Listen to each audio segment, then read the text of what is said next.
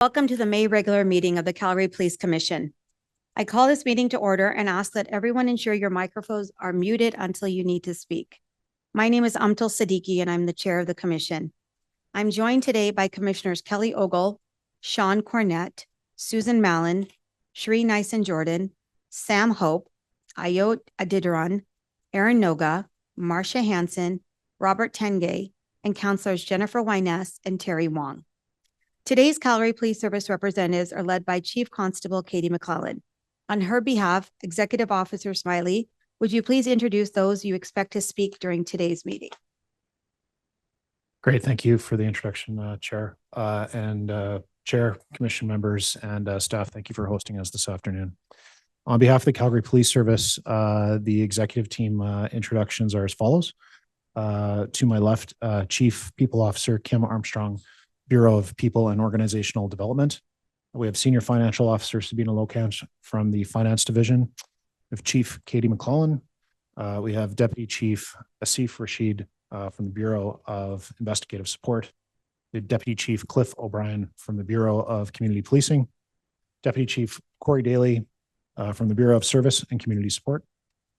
Chief Strategy Officer Catherine Murphy from the Bureau of Organizational Performance. Executive Director Paul White of Infrastructure and Fleet Services Division. And we have Acting Director Rebecca Davidson from the Strategic Services section, and finally Director Michael Nunn from the Strategic Communications section. Thank you, Chair. Thank you everyone for being here. For those not familiar with our role, our commission is a body of 10 community members and 2 city councillors appointed by the City Council and the Government of Alberta. We provide independent citizen governance and oversight of the Calgary Police Service on behalf of all Calgarians. To protect the political neutrality of the police, Alberta's Police Act requires that the police chief report directly to us instead of elected officials.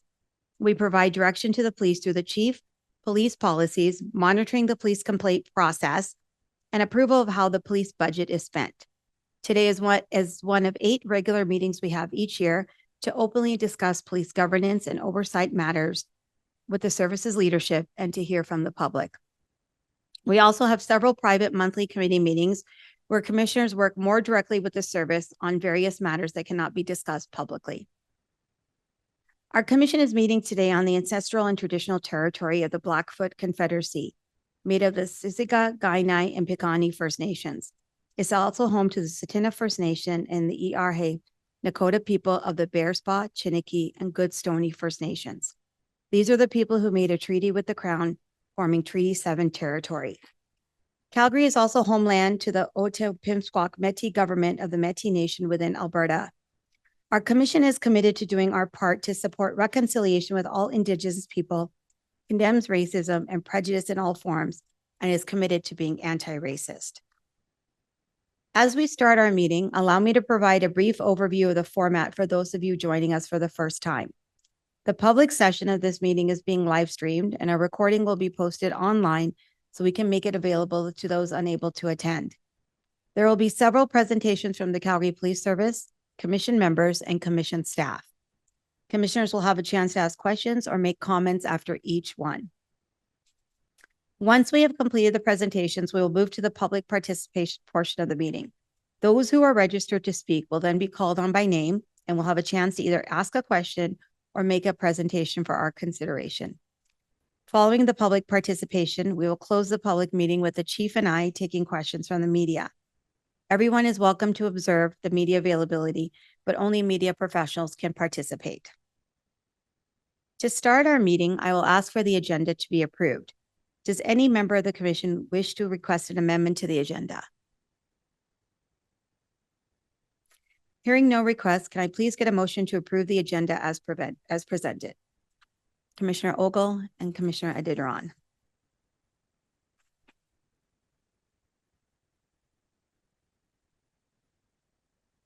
I will now call for declarations of pecuniary interest or conflict of interest from the commissioners. Hearing no declarations, I will now ask for approval of the consent agenda. For those viewing today's meeting, the consent agenda is a list of routine items and reports that all commissioners agree can be accepted without more discussion or a separate vote. Does any member of the commission wish to request an item on the consent agenda be brought forward for discussion? Hearing none, I declare the consent agenda approved. I have a few things to share for my chair's report, as we've had a busy commission over the past 2 months. April started out with us presenting 2 Lifetime Achievement Awards to 2 very deserving individuals. Retired Sergeant Catherine Severson was recognized with our Lifetime of Distinguished Service Award for her 26 years of exemplary service with the Calgary Police. During her time, she not only demonstrated a commitment to excellence and leadership, but she also led innovative approaches in Calgary's response to major emergencies and disasters. Kathy Christensen was recognized with our Lifetime Achievement Award and Community Policing Award for her almost 35 years of service and leadership with Calgary's Alpha House Society. During her time, Alpha House has become a national leader in helping law enforcement better support people in crisis. The awards were presented at the Chiefs Awards Gala, where many Calgary Police Service members and others were recognized for their courage, professionalism, and compassion. Congratulations again to all the award recipients, and thank you for what you have done for our community. Several commissioners were also proud to attend the graduation of Class 261, helping welcome the newest batch of officers into the Calgary Police Service. Congratulations to all the graduates, and thank you for choosing to serve in Calgary. Members of our commission were honored to attend several other recent events with members of the service, including line of duty death dedications, a name transfer ceremony for the Chief Crowfoot Learning Center, and a graduation for a new police horse and canines. Thank you for including all of us in these. In addition to these events, our commission has conducted a lot of business in April and May. Early in April, we held a joint strategic planning session with the leadership of the service to develop priorities for the coming year and to start the groundwork for the next 4-year budget cycle. The result was that commission provided 3 key opportunities for the coming year. Number 1, optimizing frontline capacity by ensuring adequate staffing and seeking improvements to the deployment model. Number 2, enhancing budget transparency and the model for predicting future policing costs per officer. And 3, advancing public safety through traffic enforcement and community wellness initiatives. These 3 priorities are certainly not the only thing we expect the service to do in the coming year, but they are areas where we want special focus in addition to the usual business of the service. Our commission has also appeared before City Council 4 times in the past 2 months. These appearances provide annual reports on both policing and police governance, briefed council on G7, and secured funding to address a $28 million police budget shortfall. We are grateful to council for their ongoing support and collaboration on public safety and policing issues. It is very much a team effort, and we appreciate the strong working relationship.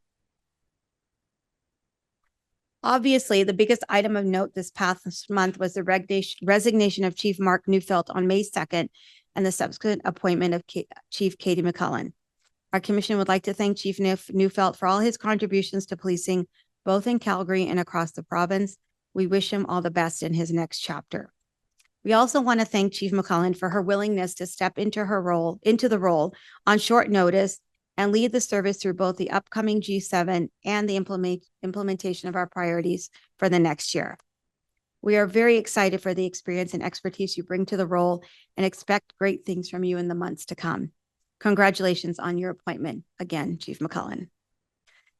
As previously mentioned, our commission has decided to delay our search for a new permanent police chief to allow Chief McCullen and the service to focus on the busy summer ahead and to address some immediate frontline staffing concerns within the organization.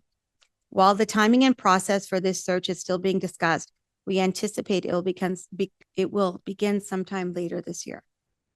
As usual, I would like to conclude my chair's report by acknowledging some of the ways that the Calgary Police Service members have delivered for Calgarians.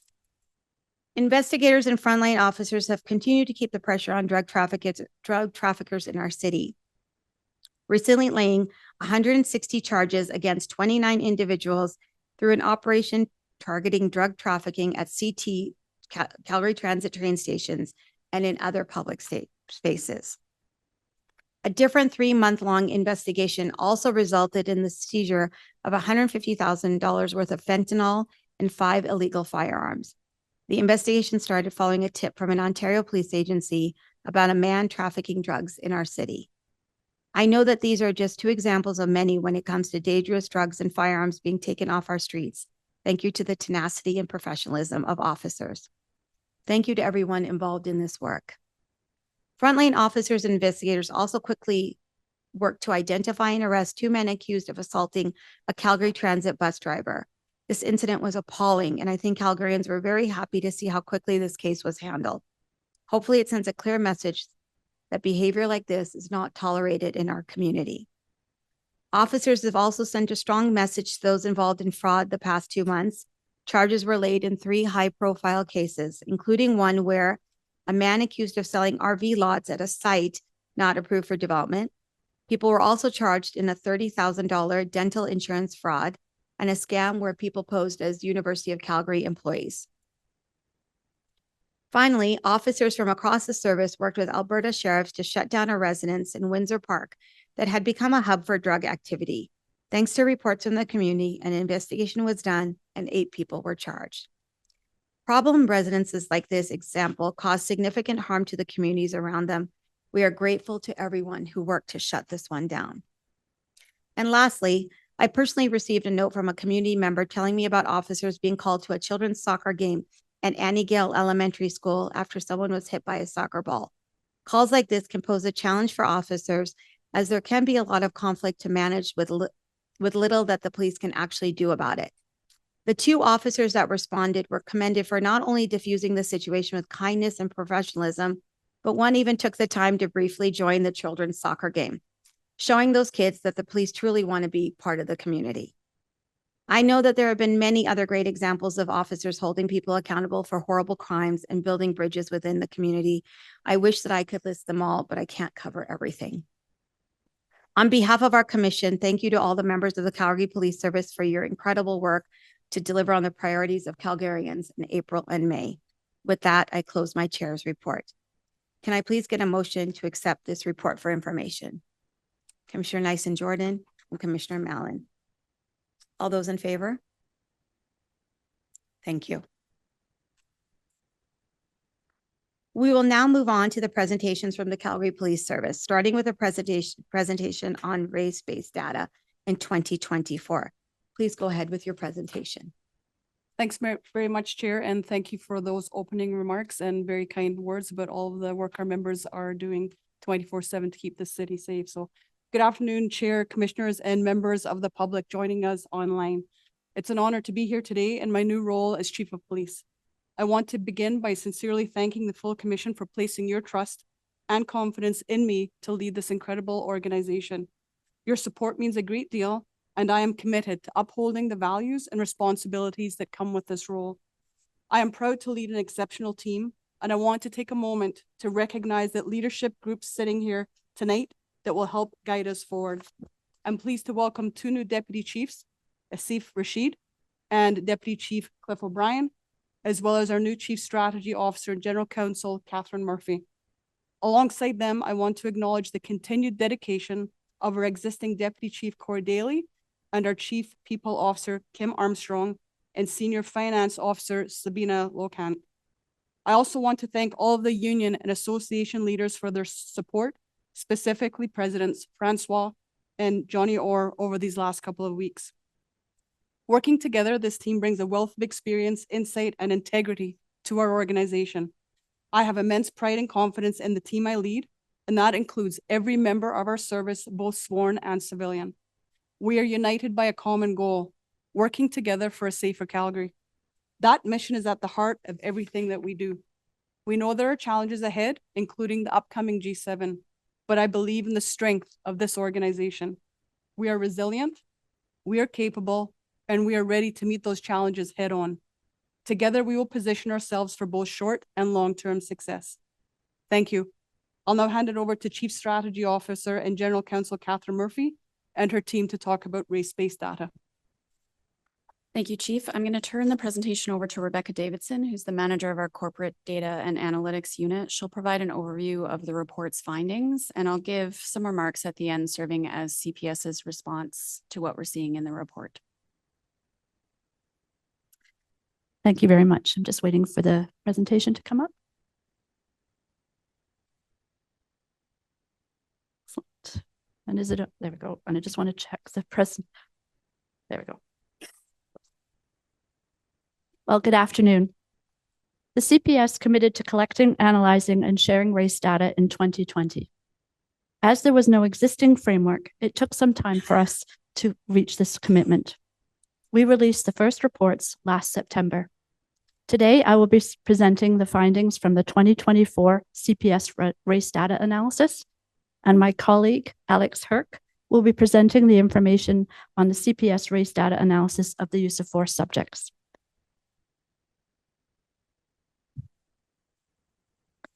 The methodology we used follows similar to what we did in the previous reports, where there are two foundational concepts, those being disproportionality, which is a state of being either under or overrepresented, and disparity is the state of being unequal. Disparity is particularly important as it speaks to and/or identifies potential biases, differences in treatment, and/or outcomes. Analyzing race data is complex. If this was not complex, we would see more police agencies and other sectors producing similar analyses. We have some challenges in that we are relying on systems that are administrative in nature. They're not designed for sociological types of analyses. Detailed data is not collected for rigorous analysis that we need to conduct. However, because they do not collect this information, we can't do rigorous inferential statistics. However, despite these challenges, we have developed a methodology, an analytical framework, conducting analysis specific to assessing disproportionality and disparity. Throughout our work, we have engaged with and received feedback from community groups, non-governmental organizations, academics, and other police agencies. We have adjusted our terminology and this is reflected in this report. We continue to do data mining as it is still not mandated federally to collect this information. However, we have advanced it by adding statistical techniques to look at trending. We still have the same limitations. We are using officer perception data only. Officers are limited to one race option, which does not allow them to identify mixed race individuals. We are using the 2021 census data, and this does not reflect the population growth and diversity that Calgary has experienced over the last couple of years. And not all subjects are from Calgary. I will now review some of the findings. Missing persons. Calgary youths account for 7.2% of our population, but 50% of our reports. Indigenous youth are almost 14 times overrepresented. However, over 99% of missing persons are located irrespective of race. These race data findings have reinforced the need for a different approach, particularly around Indigenous population. The Indigenous Community Navigator position has enhanced cultural community connections, understanding, and supports. This culturally sensitive position and approach has been invaluable for the investigations, for the supports to the families and the missing persons, and ultimately to the outcomes. When we look at officer contact information, it is similar to last year in that Indigenous persons are overrepresented in both public and officer-generated officer contacts, Indigenous females in particular. When we analyze this data in relation to the operational and proactive work that CPS has done, and with initiatives such as CERT, the Community Engagement Resource Team, we see that these findings in our data correlate with the focus on our LRT and the downtown issues. We see from the Calgary Homeless Foundation point-in-time count and the shelter data that there is an overrepresentation of Indigenous in these counts. These correlate with our initiatives or our work downtown and help explain the officer contact findings. Victims of violent crime. We once again see an overrepresentation of Indigenous population in both domestic and non-domestic related violence. However, we are seeing differences from last year. We're seeing a decreasing trend in domestic-related incidents, however, an increasing trend in terms of stranger. When we look at the spatial analysis, it corresponds once again with the transit and downtown work that we have been doing. And we believe that much of this stranger-related related violence corresponds to those particular locations. Arrested individuals. In our previous report, we referred to offenders. We have changed this term based on the feedback that we've received, as we wanted to ensure that people did not assume that these people were guilty. All the arrested individuals that we examined have met the criteria for reasonable and probable grounds that an offense has occurred and there is evidence to arrest.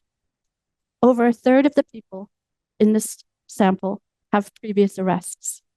We see our overrepresentation for Indigenous people, both in violent and property crime. In the latter, it ties to acquisitive crime, such as shoplifting, where we see people stealing out of necessity.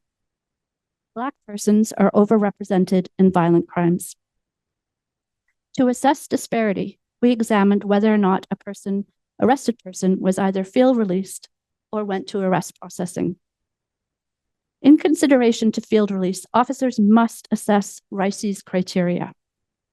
As having safety and security, such as a home for someone to go to, we see that there are more Indigenous people that go to arrest processing because we see a higher representation of them in the unhoused and sheltered population. So there is a higher likelihood of Indigenous persons who are arrested to go to arrest processing. I'm now going to turn it over to CSO Murphy.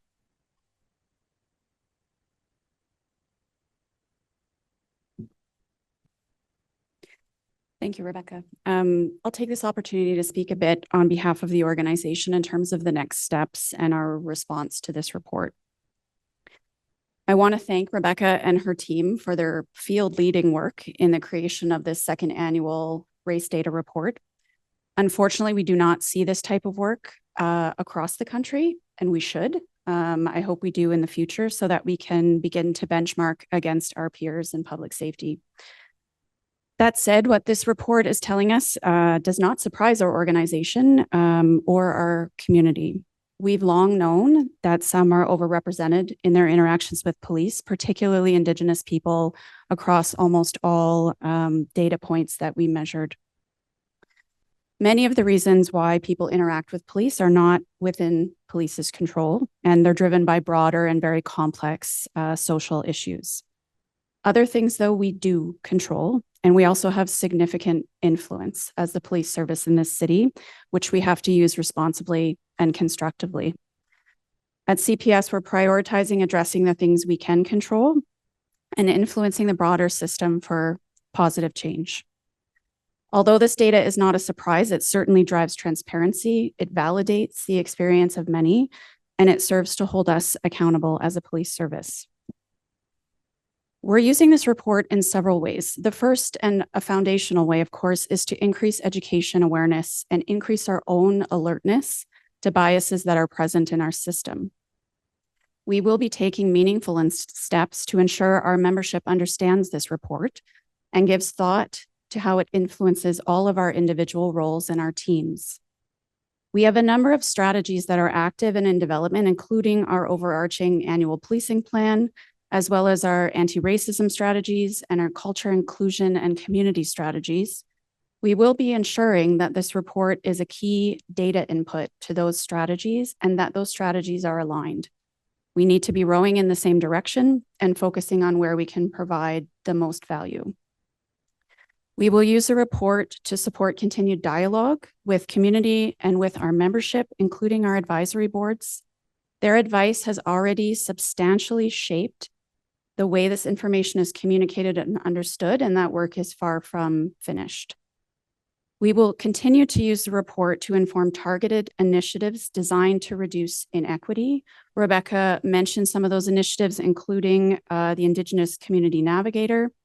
and the work that our Indigenous relations team does with our homicide team to provide culturally appropriate supports in the wake of sudden deaths or homicides.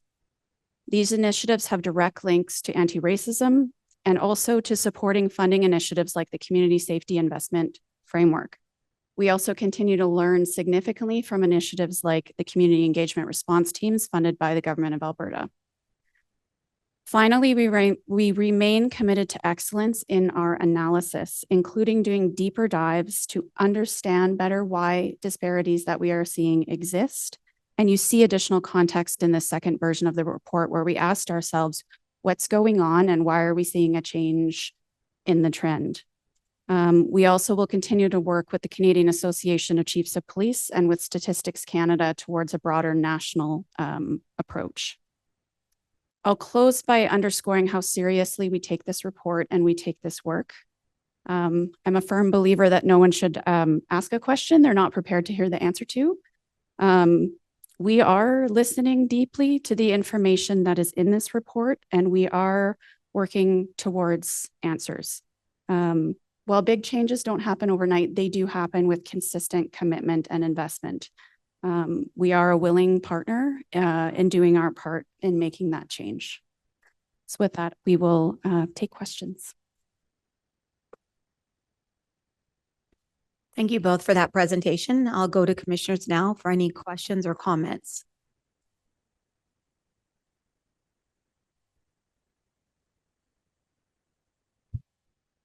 Commissioner Mallon. Thank you. It's more of a comment with a little bit of a question in it, I guess. When you look at some of the disproportionate use of force, disproportionate use of arrests, that kind of thing, it's easy with the data we're able to collect now to think, oh, maybe there's officer bias. But over time, we'll be able to add in to that. Is it disproportionate use of force for the same offense or not? Right? Because if it's the same offense and it's different, that is different than if the offenses are different or the disturbances are different, right? Like just to make sure that we're not assuming officer bias when it's other factors. Yeah, we absolutely do not assume officer bias. We all know that there's bias in the broader system, absolutely, and that's why we see so much disproportionality and overrepresentation in broader social economic systems and justice systems, including our own. But as we dive deeper into the data, it's really important to understand the context and the why. Data is part of the answer, but the engagement and the dialogue is the other part, because there's context to every data point that exists here. And sometimes it's not one thing, sometimes it's multiple things. I would suggest that that's often the case.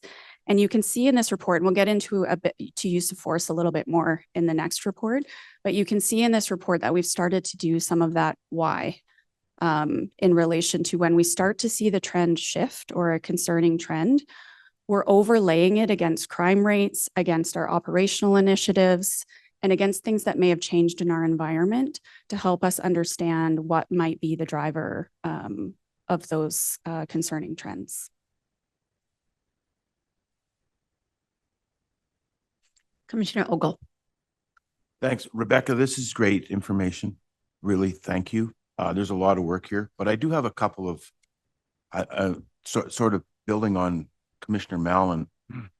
I think it's important for those who just read headlines to know that in the missing persons, 300 persons, less than 3% of the individuals accounted for 40% of the reports. Like the outliers, further on, a family of 3 children, 3 times the data. The outliers are really important for information so that people understand that, you know, we have these unfortunates in society that just they're all the time.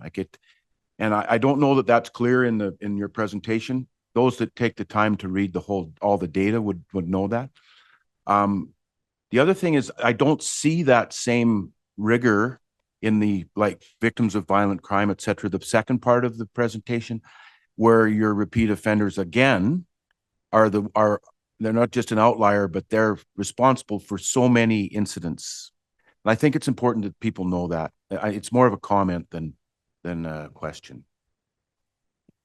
No, it's a very fair comment, and I think that's where we want to dig into for the next report, because yes, we do see imbalances in terms of where we've done some of the deeper dives, and this definitely is a question that's begging. So thank you. Further to Commissioner Mallon's point, it could be construed that there was a racial bias by the officer, but we're talking about one person who just continually acts criminally. Like And I would also add that I think we're on the right track, and I think this is validation of our current approach towards what we would call high system user people. Every interaction someone has with the police is still an interaction for that person.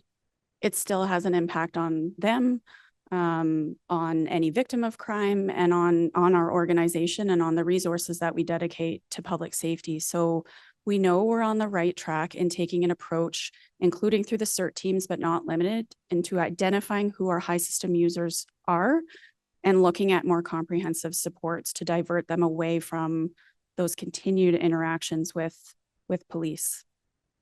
if I could just make one more comment, Catherine, and I had written it down when I reviewed this, inevitably with CERT, we're going to have higher numbers in the short term.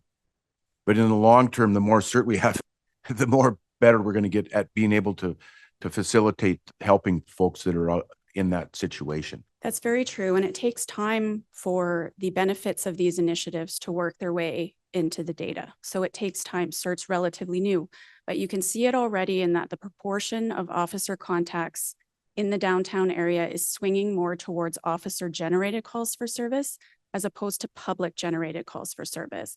That means that our officers are already there.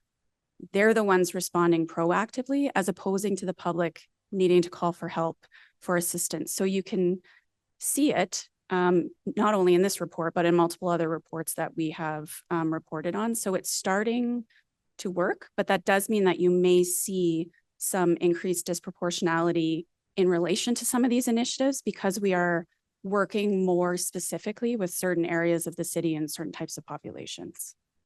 So in fact, it's perhaps not bias. We're actually trying to counter some of it, but it takes a while to work its way through the data and the reports. Commissioner Cornett. Hi, thank you very much for the report and for all the work you've done over the last number of years in pulling this together. You commented that it's a very complex system and that there are many others who need to be aware or can contribute to the sort of managing the problem. And I would just wonder if you could comment on who you've shared this report with or other reports, what their reaction to this information in the city, the province, and elsewhere. Thanks. Absolutely. Yes, we have done a lot of engagement. We've been asked to speak at the Law Society, different community groups such as Action Dignity, academic groups, but police organizations have reached out to see, how did you do it? Because a lot of them are waiting for the national framework. So they're very interested in, okay, if you've got an administrative system, how do you leverage it? And so, yes, we've done a lot of engagement with them, but also different sectors. So the health sector, corrections, they also want to know, how did we do it? What did we find? And how do you roll it out? How do you share it with people? What is the communication? And how do you, I think the biggest message is, how do you engage with the community around this? And so there's been a lot of lessons learned that we've been able to share, including Ontario, who do the use of force reporting. We've actually established a relationship with them to see what we can learn from one another. So it's an ongoing a huge component of this report. Yeah, thank you very much. Commissioner Nyson-Jordan. Thanks, Rebecca. Always an advocate for data, and this is just plays to my strength from my perspective. This shows courage by CPS to put it out, and so that should be complimentary to everybody on the team. My question relates to, so we've shared it with our community, we've shared it with kind of our police. Have we actually submitted for publication to look at a wider area? And the second part is, are we getting any traction with Stats Canada? We had not thought about a publication. I suspect there are some police-related journals that might be worthwhile. Yes, we are gaining traction with StatsCan. They will be rolling something out either next month or the month after as sort of seminal documents that agencies should be following. And then for full data collection, that could be 2 or 3 years ahead of after that for police agencies. So it will still take time for other agencies to catch up. Thanks. And just one other comment related to this is that, so you presented in September last year. The difference between September and May is palpable.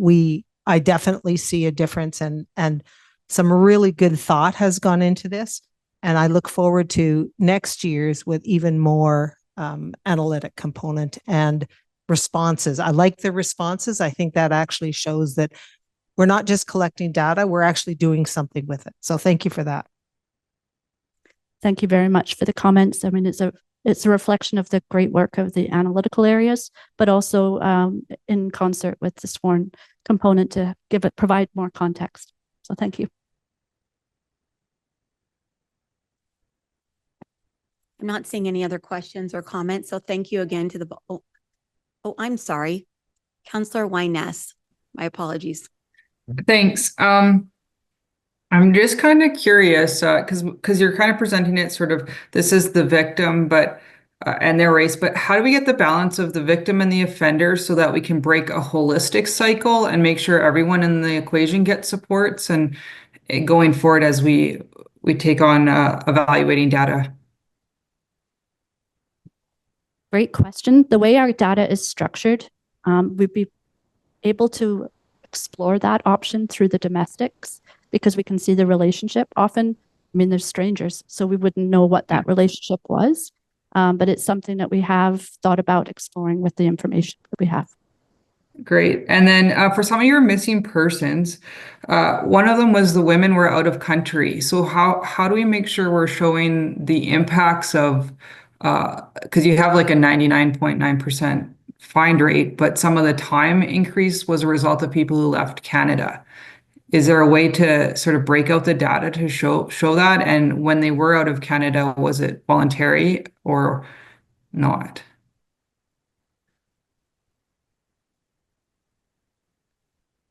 So I think that's a great idea to look at the timeframes and see how much essentially influence that has on the finding rate. So we can certainly look at that. I don't know the actual details of the particular investigation. So I'd probably have to turn that over to someone else to explain whether or not it was a voluntary. I'm not sure that we could even comment on that. Or just like in future reports, because I think when we look at statistics, we have to make sure that it's telling the whole story and not allowing bias to come in. Because that's in like the complexities of how our world operates now today. You don't know if someone's going out and leaving and wanting to voluntarily remove themselves from situations they don't want to be in anymore, and it comes in as a missing persons. But there's so many different roads that lead to this. Another one I have is the children under 9 from the Black community. That's a huge impact, or I can't remember the stat, but it was a big one. So are we able to find a trend where we can kind of bring that number down? Because that's a young population to have such a high representation. So just in regards to your first comments, we have lots of discussions as to whether or not someone is lost or missing. And so you've just added another complexity to that. In terms of the youngsters missing, this is obviously information that we're sharing with the community, and we will look toward potentially sharing more information in terms of what were the situations so we can provide them with more insight as to how to prevent those situations. Great. Well, thank you for this. It just helps us want to refine the process more and more. So great work.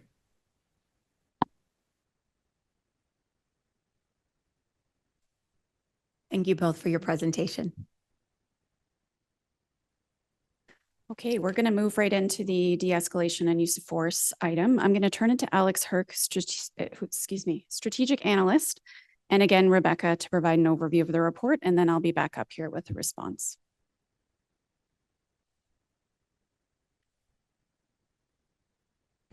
Good afternoon.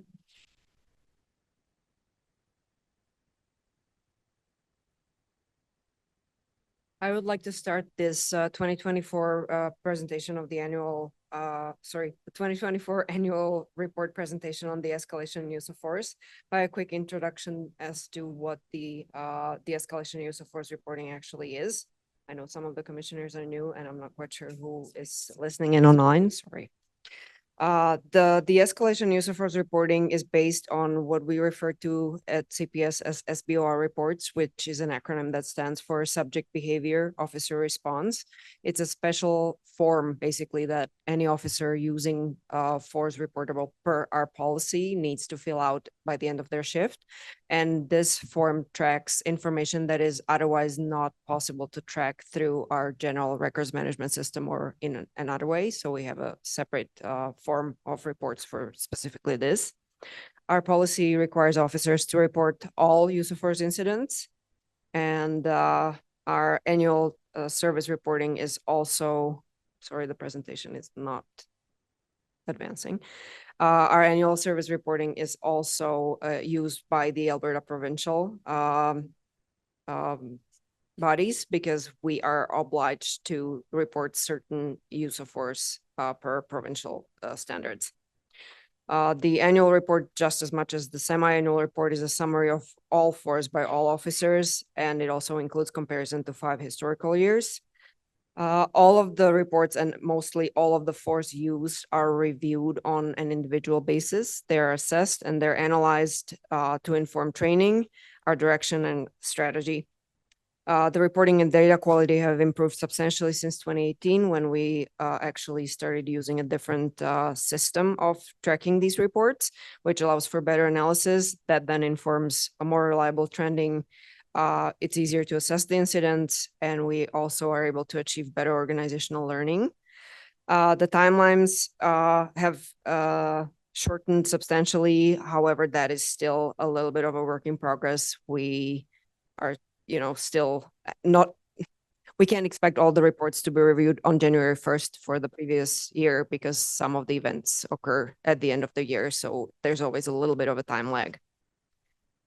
The de-escalation strategies and tactics is basically an array of different strategies, different tactics that officers have available to them. And most of those are focused on de-escalation because the general aim is to lower the intensity of an event and to reduce the necessity or possibly the level of force if force needs to be used.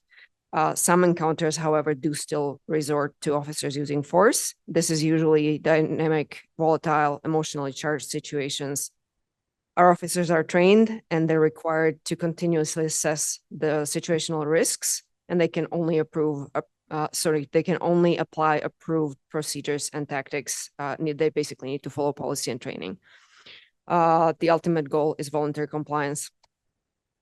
This is our de-escalation and use of force framework. This is a new 2024 adopted framework that is also that has served actually as a basis for our Alberta Association of Chiefs of Policing, thank you, framework.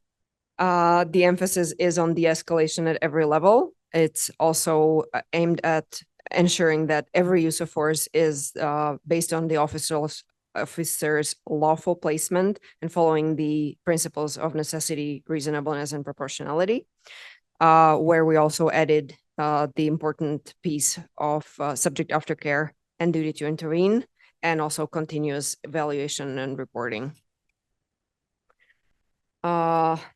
One of the biggest findings of the 2024 report is the volume of incidents involving the use of force has actually decreased in 2024. Following 2023, which actually was showing a slightly higher use of force than years before, and 2024. 2024, in fact, was a 7-year low and was also below the 5-year average. It is very important to stress out that the force is used very rarely. Only about 1 in 700 of officer-public interactions, or 0.15 of 1%, result in some force being used, which actually means that 99.85% of all officer-public interactions, no force is ever used. And in 2024, we had about 575,000 of those interactions. I would like to now proceed to the presentation of the 2024 race data analysis of use of force subjects. This is also a second annual report, which builds on the previous publication from last fall, also considered feedback on consultation results, and it's expanded for 5 years of historical data. It is also focused on disproportionality and disparity between the subject population race groups. One of the most important findings of the report is that when we plot the force subject population against the general Calgary population, the results are similar to last year's report, where we see disproportionality and disparity, the overrepresentation of Black and Indigenous subjects and the underrepresentation of racialized subjects. But when we actually portray the force subject population against arrested persons, the disproportionality and disparity largely disappear, which actually tells us that this is probably the population that we should be looking at, because the individual groups align quite perfectly. Factors to consider here is a little alignment exists between force subject population and the general population of Calgary. Census data that we use for the general population is aged. Calgary population has grown both in volume and also in diversity in the last few years. And that's why this particular report is actually showing both the comparison to general population and to the arrested persons as a comparison. One of the most important findings of the report is that females as subjects of force are increasing in proportion. In 2017, this was about 1 in every 4. And in 2024, it was it was 1 in 7. Now it's about 1 in 4. So we went from 19% to about 24%. Black females are overrepresented. And we were looking into why are we seeing this overrepresentation. One of the findings was that actually only 7 of all the individual subjects have accounted for 46% of all the force incidents involving Black female subjects, which tells us that it's basically people who come into contact with police frequently, not just when force is needed to be used, but in some of those often frequent interactions, force is actually necessary. Some of those people are harming others or self. Physical methods are used more frequently than intermediate methods. This is actually a finding that also aligns with the general use of force, irrespective of race of the subject. When it comes to individual methods of force, stun strikes, conducted energy weapons, and police service dog contacts are deployed slightly more towards Black subjects than towards white. The statistically significant would probably be the police service dogs. However, I would like to actually mention here that the individual counts for every one of these race groups is very small. So if we're speaking about 1 more or 1 less in a year, it actually makes a huge difference in the statistics, because if your total population of, say, Black males is 9 or 3 or 6, it makes a huge difference. The 1 count up or down. Indigenous persons are less likely to become force subjects in calls for service involving mental health than white persons. Black persons are more likely to become force subjects in calls for service involving disturbances and assaults, but less likely in calls involving mental health. For this part of the presentation, I would actually like to invite Catherine to speak. Thanks, Alex and Rebecca. So, from my perspective as police, there's very few things that are more important to be accountable for than use of force to our community. As police, we have significant power, and our legitimacy in using that power, including use of force, only comes from the earned trust of our community. And so this report provides transparency to the community as to trends around our use of force, including, importantly, race data. Overall, and from a CPS perspective, this report shows a lower rate of use of force. That is a good thing. We're pleased to see that in this report. We will never get to 0 incidents of use of force, and that's not a realistic or a safe goal. Our officers encounter very dangerous situations, and in rare cases, as Alex said, very rare cases, less than 1%, force is required to protect. And we don't want our officers to hesitate in those situations because someone may get more seriously hurt if they do so. What we are aiming for is strong use of de-escalation, and where force is necessary, ensuring that it's reasonable and that it's proportionate to the danger that the officer and the public are presented with. This report is consistent in that respect with what we are aiming for and what we want to see. We also want to ensure that we're aware of and are working to address disparities or inequities in our use of force framework and our individual use of force decisions. This report does show disproportionality in some areas, and in those areas, we are asking more questions, as Alex highlighted in her presentation. The report helps inform a number of different actions. It supports education for both our members and the public on when use of force is required and why. It supports evidence-based training and continual improvements to our policy and our equipment decisions. We already invest significant resources in this area and will continue to do so. Just 2 examples, and we have subject matter experts on the line if there are questions, but we've hired a dedicated human performance and behavior researcher to conduct analysis related to performance and human factors to enhance our training. And we've rolled out a suite of new equipment, including the first full year of TASER 7 and the launch of tire deflation devices. It also guides meaningful engagement. So there's a qualitative element to this. We know the report doesn't reflect the lived experiences of some, and engagement to understand the context remains very important. It's also critical that we understand context from our membership's perspective, their perspective on why we are seeing some of the trends we are, because it is them on the front line.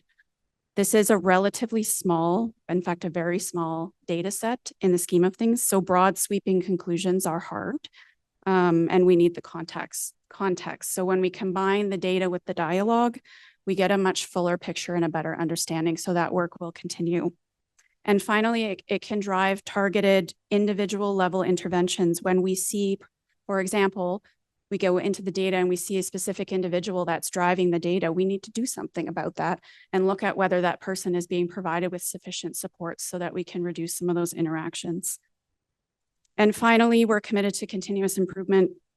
Every use of force event is reviewed by a force review officer. I've already mentioned the training and development, and our analysis continues in terms of a deeper dive topics and level of sophistication. So you will see reports in future around vehicle-based tactics. That's when we block cars in with our car to stop problematic driving behavior, and also tire deflation devices as those have been recently rolled out. So with that, we'll take your questions. Thank you very much for your presentation. Commissioner Adidaron. Yeah, thank you for the presentation. So I have one question. I'm just wondering, did we look at the social economic factor of the individuals? Because like we want to have this data, not for the sake of having it. We want to be able to use it to provide solutions. So I'm curious if there is a correlation between on-house mental health issues of this individual with frequent contact with the officers. Oh, how I wish we could do that. And that's the problem with our administrative data set is we're actually using geography as a proxy for that. So we know we can look at the community demographics and socioeconomic status, et cetera, and give us an idea of what's going on in that community, but we don't collect reliable information on people's occupations because it changes all the time, or it's not entered. And so it's a very difficult thing to be able to layer that information on this particular analysis. Just a follow-up. So what about on-house people? Like, can we get those kind of information to extrapolate that on top of what you have? We have looked at our what we call no fixed address. Again, it can vary over time. So we are looking to explore how can we create a methodology that gives a little bit more stability to that information. But it is something I think that would be a contributing factor, clearly, when we see it so localized downtown. What about the mental health as well too? what about the mental health people? So can we get a hold of that information as well? All we would have would be information whether or not there'd been a mental health apprehension related to that individual, but we do not have other sort of detailed information on someone's mental health. So we would have it for that moment in time, but not necessarily prolonged information in terms of that individual. As much information we can collect that will help us be able to separate the individual, I think that will go a long way into be able to find a targeted solution for this kind of context. So what we can do and have done is we've looked at the type of call that we're responding to, and if it is mental health related, then we're looking to see what are the dynamics of that particular situation. So we know it's a contributing factor as the call is related to mental health. Do we put that in the same data set, or do we remove those kind of instances from or everything is lumping together? It is in the same data set, and I think as Alex, some of her results show that there's different trends in terms of the racial population. Some racial groups are less likely to be involved in mental health related calls and be subject to use of force, whereas other racial groups are, and I can't remember which way it goes. Please go ahead if you want. Yes, one of the findings was actually that white subjects actually seem to be more involved in calls for service involving mental health than, for example, Black or racialized. Okay, thank you.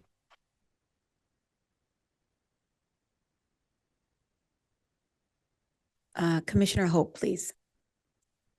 Thank you, Chair, and thank you, Ms. Hook, for your presentation. And this is a question probably to CSO Murphy or even Inspector Matar online. It's just one. The data obviously largely relies on the SBOR reporting.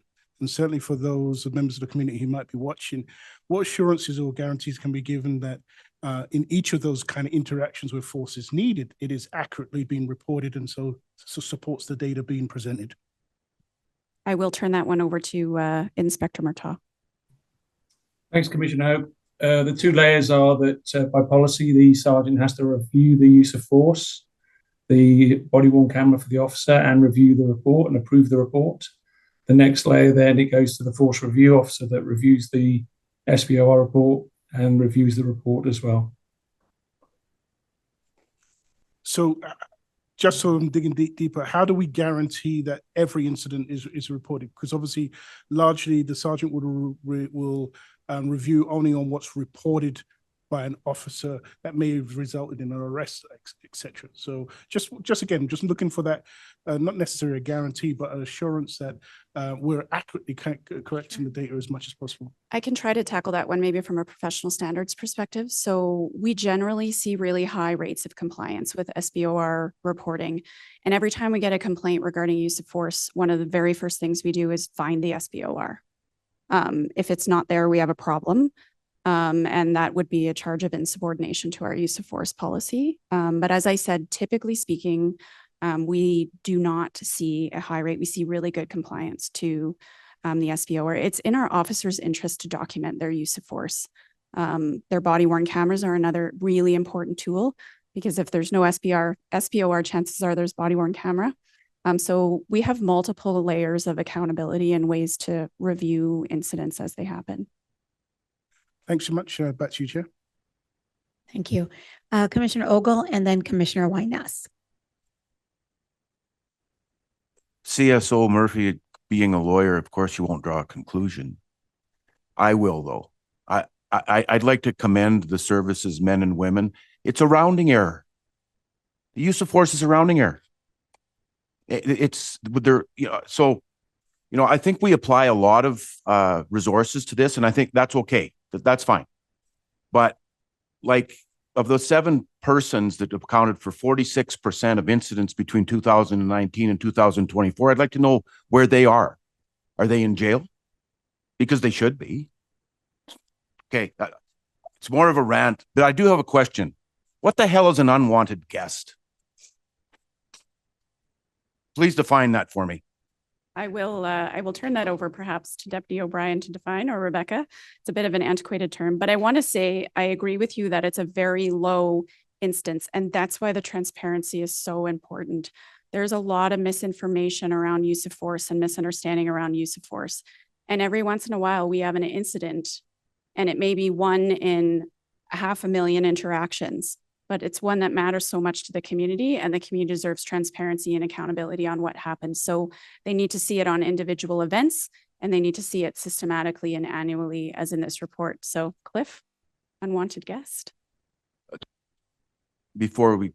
I don't want to sound trite. I totally understand that. But I also want to, again, reiterate that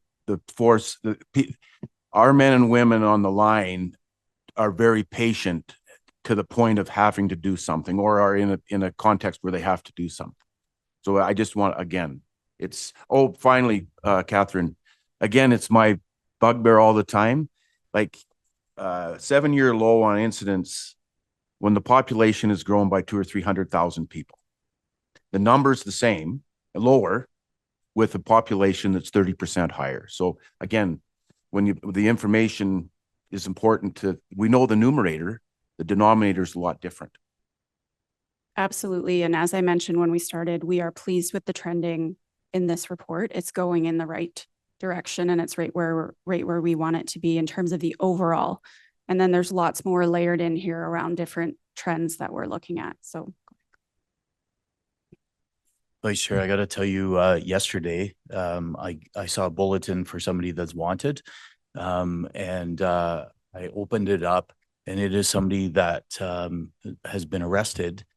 I was arresting when I was a patrol officer, and that person is now, older and was just arrested for serious crimes, as he has been his entire career. And his bail package, or his bail, was $700. He is now back out there, and we have additional resources.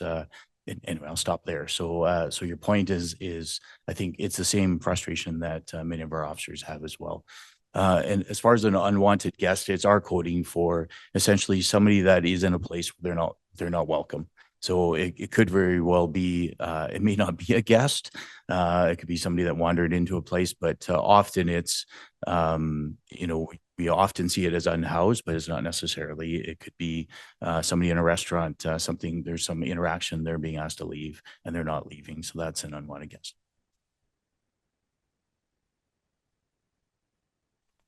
Commissioner Winess. Thanks. How do you determine the disturbances caused by mental health? What?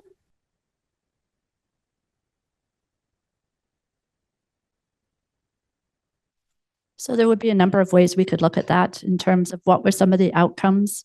Was there a mental health apprehension attached to that particular situation?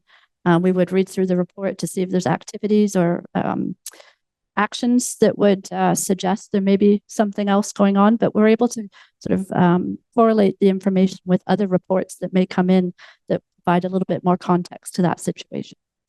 But typically the way that a call is coded at the end of the call represents what the sort of the theme of the particular incident. So the fact that it was a disturbance was that there was that was the primary concern of that call. Okay, but so essentially when the officers are on scene, they're making decisions based on the presentation of behavior. And it's only later we determine whether it was a mental health call. So they're treating everything for what they see, right? Absolutely. And so there was thought to why we call it a subject behavior officer response. So we're looking at the behaviors that are exhibited at the time. Okay, it's really interesting to see a reporting after the fact make you want to assume, as if they're working with information on the scene, that they're aware of someone's mental health rather than just addressing behaviors. But thank you. Commissioner Nyson-Jordan. Thanks. Just a comment to Councillor Winess. I think probably the service is now, having done some ride-alongs, are using a significant amount of information from their mobile response teams. So they would have some of that mental health information ahead of time, which would populate their SBRO. That's just for information. My question relates to, if you were to take out some of those outliers, would we still see, and this may be something you can go back to do, would we still see the difference, for example, the canine use with the Black population? If you pulled out that outlier, would we still see that? Because that's a statistical methodology that you could actually look at to do that, because it may be just that one individual. And pertaining to that one individual, if that individual has something on the file that says this person, we've had to do this, this, and this in the past, it's going to preclude, it essentially biases people to what they might actually anticipate having to use in future. So we start to get into a little bit of problems with that from a statistical perspective. We're biased just for that individual as opposed to whether or not they're Black or red or pink or whatever. And then I think that there was one other point, but I can't remember. I've lost my track of thought. So for this particular matter, actually, if my N for the whole year equals 4, I cannot take out outliers because I'd be left with nothing. We could, however, apply that methodology if the group that we are studying is large enough. If the sample is large enough, we absolutely could do that. But if I have a very limited number of, say, for example, I know that the questions were raised around the Black subjects that actually were involved in an incident involving the use of police service dog contact, N equals 4. For the year prior, N equals 6 or N equals 3. So I can't really take the outliers. We could do that if the sample is, say, 1,000 or 10,000, absolutely. But for this particular subgroup, basically, of the analysis, I'm afraid that I could not do that. And I would actually just like to go back to the question that Commissioner Hope posed. When it comes to reviewing the SBOR report, the first person that reviews the report is the officer's immediate supervisor.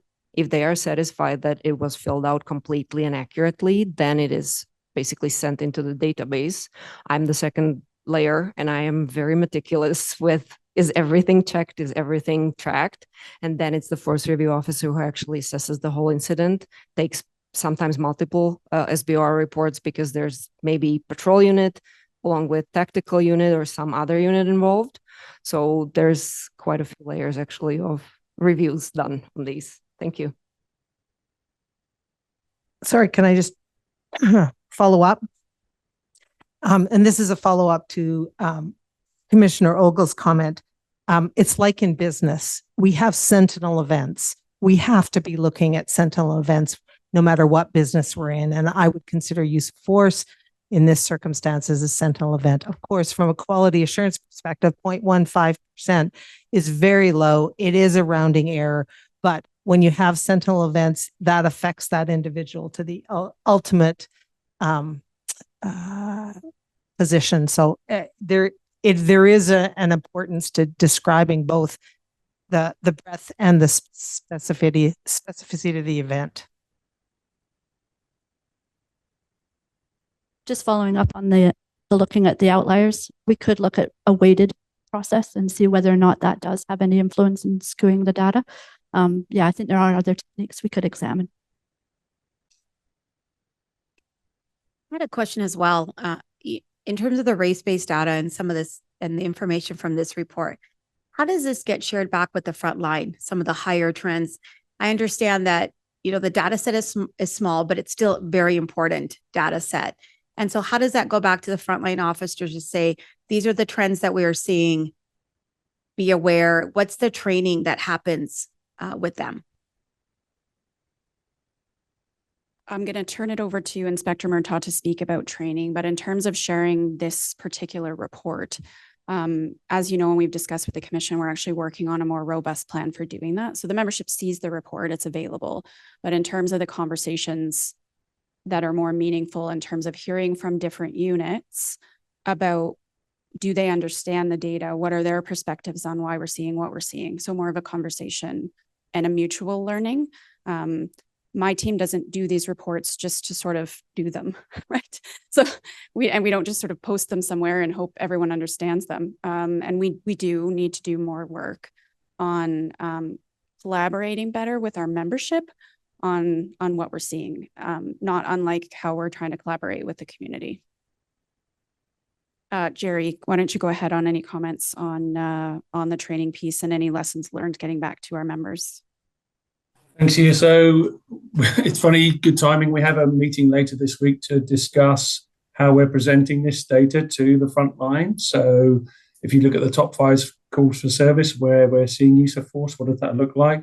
But also important for us to look at what does our in-service training look like. So when we create scenarios and other training or even the recruit training program, do we need to adapt and adjust what we're delivering so it reflects what we're seeing within the use of force reports as well? I will just add to that, there was also a meeting last week with the Patrol Advisory Committee so that we can use that committee to leverage messaging to the rest of the organization.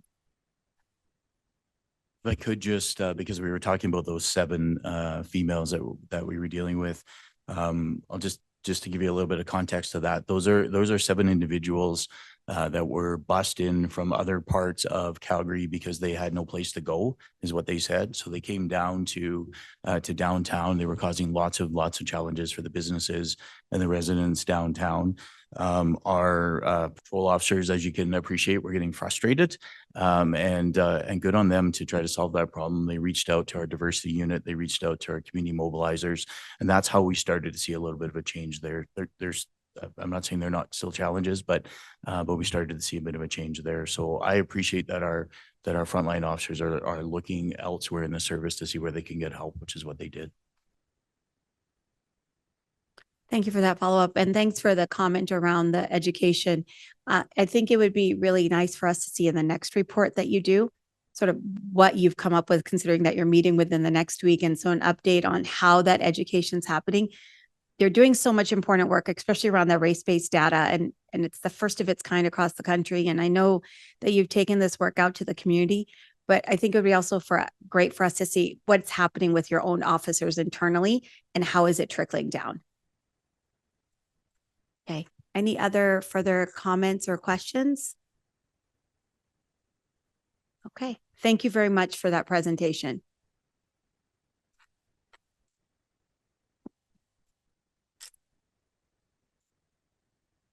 While our commission does not have a role in the operational planning for the G7 event, we do have a responsibility to ensure that the service has the appropriate priorities, plans, and resources in place. A team from the service has been working very hard to plan this event, and they provided several updates to us along the way. This is the last scheduled update before the summit comes to Calgary in June. I want to thank everyone at CPS that's been working so hard to get ready for the summit. You've done amazing work, and we are grateful for it. Please go ahead with your presentation now.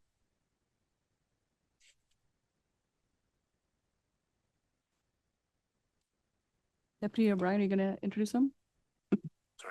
Sorry, I was daydreaming.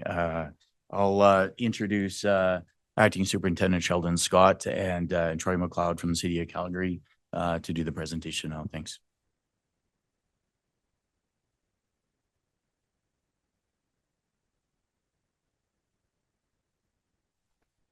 Thank you. Good afternoon, Chair, Vice Chair, and Commission members, and I think we have some other guests here. Thank you for this opportunity to come share some information with you today. Myself and Troy McLeod from the city will be providing the updates. Next slide, please. Just want to start off with the reminder to everybody that what the involvement is with the actual summit. So we're operating under the term Integrated Safety and Security Group. That's our collaboration with RCMP and other different partners. So the first column is we highlighted that we're working with the RCMP. They are the lead security agency involved in this. The Calgary Police Service is the police of jurisdiction, so we're supporting them, obviously with our footprint and any involvement that might occur inside our city limits. Additional partnerships are with the Alberta Sheriff's Branch, again with emergency services, the Alberta Forestry and Parks Conservation Officers, and also quite a large contingent of Canadian Armed Forces are assisting.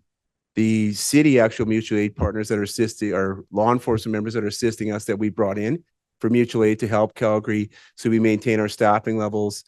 These agencies that are coming in are directly involved with assisting us with the summit, not regular duties. So that's the Edmonton Police Service, the Winnipeg Police Service, Vancouver Police Department, and the Alberta Sheriffs are also assisting us.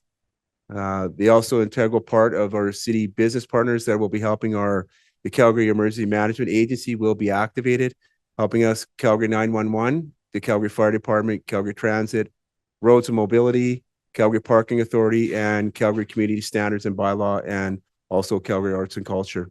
Addition to those, we have supporting agencies, a big footprint at the airport. So our airport authorities helping us up there, RCMP, Canadian Border Services agencies, Global Affairs Canada, Transport Canada, NAVCAN, United States Custom and Border Patrol, and again, a supplemental support for the Canadian Armed Forces. Next slide, please, and I'll introduce Troy to take the next few slides. Great, thank you, Acting Superintendent Scott. My name is Troy McLeod. Good afternoon, Chair Siddiqui and the Calgary Police Commission.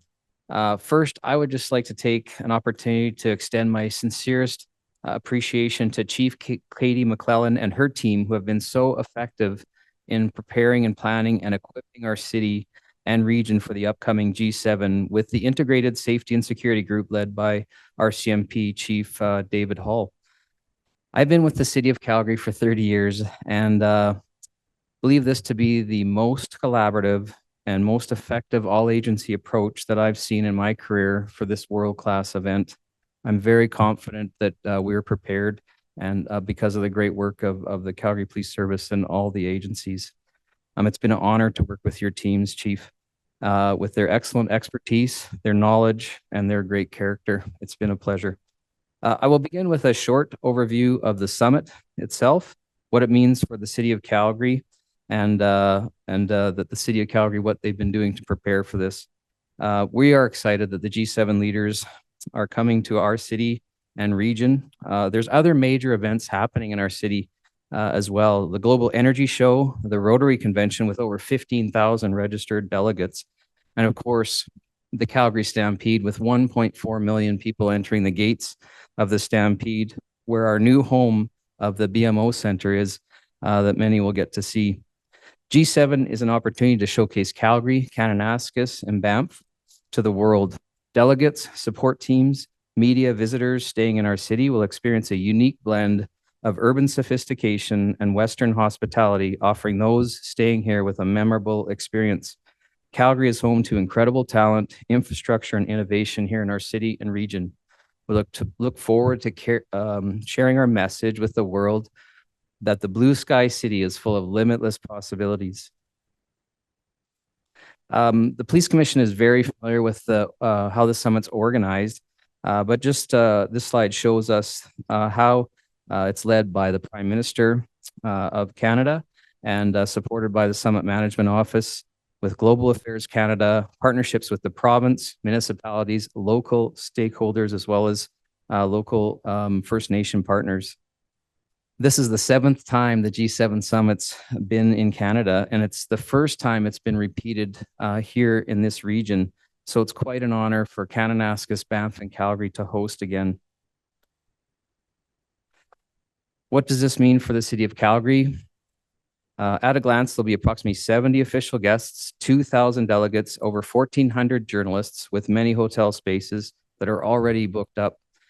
Calgary will be the gateway for international arrivals. There'll be some road closures and some temporary delays with increased activity in our city.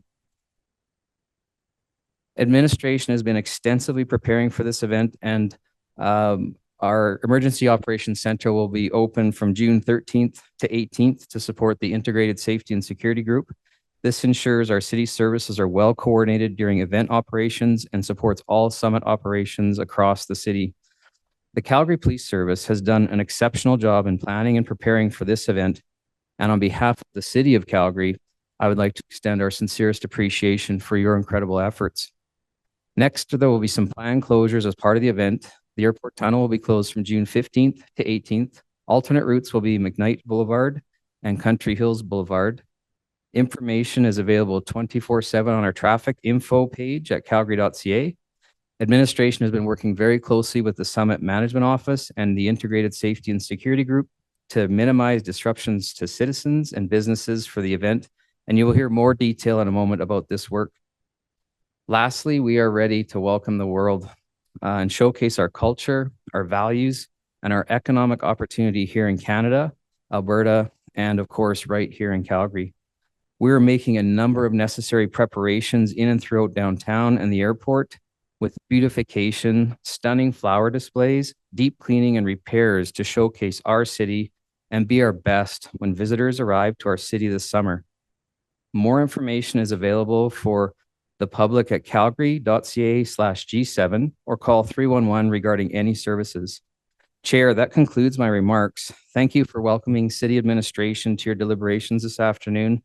And thank you for being at council chambers with Chief Katie McClellan and the CPS team yesterday for our joint presentation to City of Calgary.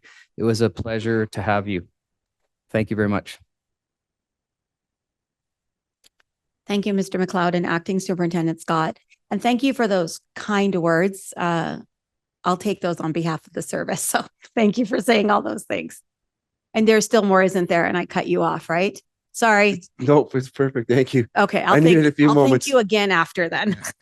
Thank you. I concur with Troy's comments, and I think it's important to highlight, without the support of the commission and the members of and staff at the City of Calgary, we would not be successful at these events.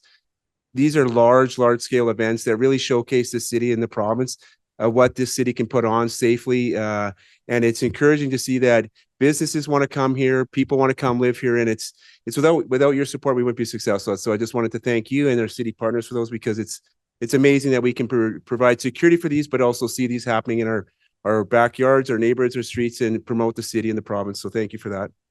I just want to highlight some of the stuff Troy touched on there. Again, it's important to remind the room and other people about some of the stuff that's going to be unfolding in the footprint in the downtown core. We're encouraging people, if they're going to protest or demonstrate, to take advantage of the demonstration zones that are set up. The fortunate part about the demonstration zones that are set up here downtown, they will be live streamed back to the summit. So there will be an opportunity for them to be viewed by the leaders. And it's important for them to have that communication piece back and forth and be able to say, okay, what is our message? How is it portrayed and how is it shared out there? So that's why we're highlighting to everybody that if you're interested in that, there's demonstration zones set up. We're encouraging people that want to go there, and we want to ensure that you're safe when you're providing that message or that demonstration, that law enforcement will be there to ensure that you're safe while you're provided that opportunity to do that. So the two in particular that will be streamed are the Enoch location and Municipal Plaza. And then we're looking at also a location up at the airport, but that one will not be streamed to the actual summit itself. Again, those dates will be June 13th through the 17th of those will be active. We touched on a little bit earlier. We want to highlight some of the impacts to Calgarians, to people arriving, to people leaving, business and stuff like that. There will be impacts at the YYC at the Calgary airport. The closure of the tunnel is going to be taking place from June 15th to 18th. There's been questions about that closure. Again, it's due to the assessment of the safety risk and everything involved. We're looking at how do we ensure that that is communicated with the average traveler or business person, and that is through social media. Today and last night, I also had discussions with our YYC and our law enforcement members at the airport. We have worked with airport authority and airline providers to ensure that messaging is being pushed out to the average traveler that may not be looking at social media.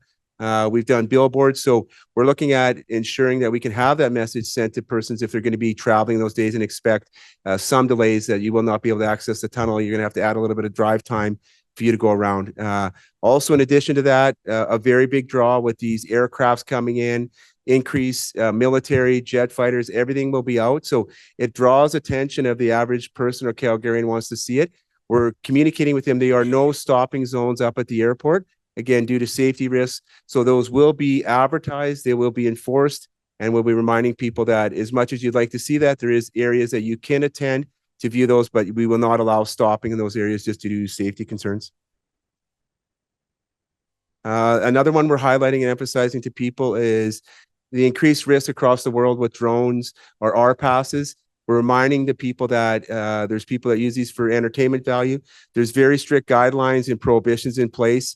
Banff National Park in particular, it is never permitted. Kananaskis, again, there is prohibitions, and the airport, there's no drone flights allowed. We're going to message this through anybody that is an operator of a drone or RPAS. They've taken training. They know the NOTAM restrictions that they look at. They check when they're going to launch. They have to look at that and able to deploy theirs.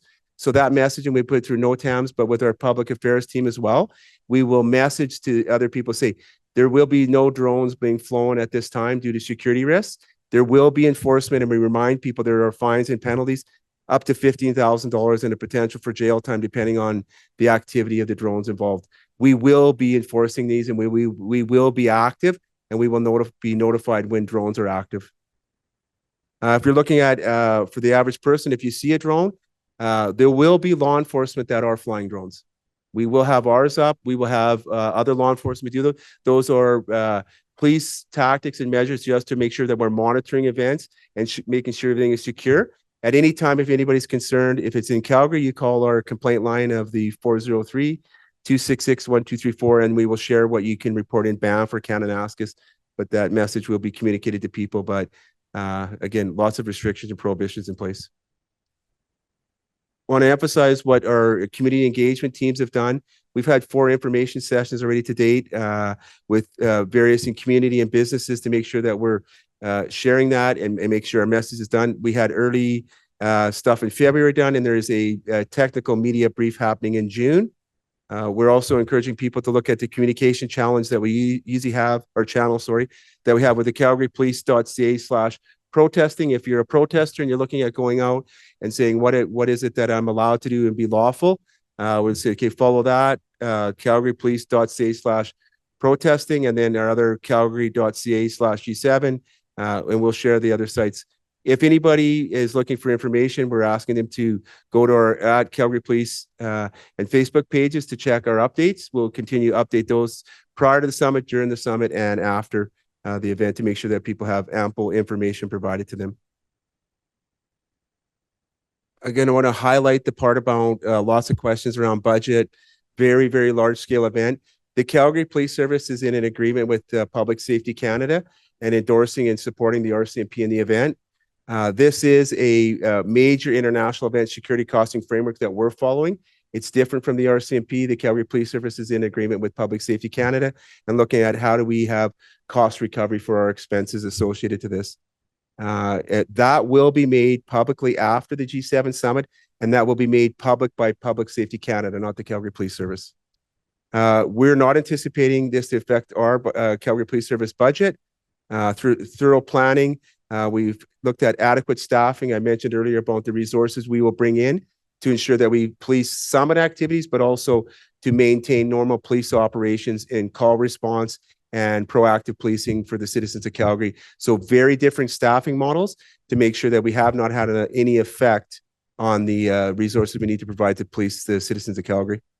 Again, we talked about, we're working on a contribution agreement with CPS Legal and the City of Calgary and Capital Planning and Business Services to finalize our agreements.